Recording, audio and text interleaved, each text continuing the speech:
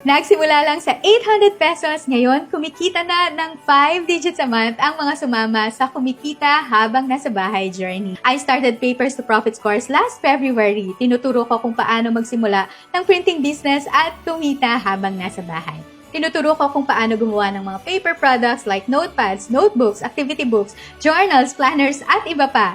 Tinuturo ko rin kung ano ang mga supplies, tools, at equipment na kinakailangan at ang mga techniques kung paano makakagawa ng mga paper products. Tinutulungan ko rin ang mga estudyante kung paano sila makakagawa ng mga paper products mula sa mga simpleng tools hanggang sa mga heavy-duty na equipment.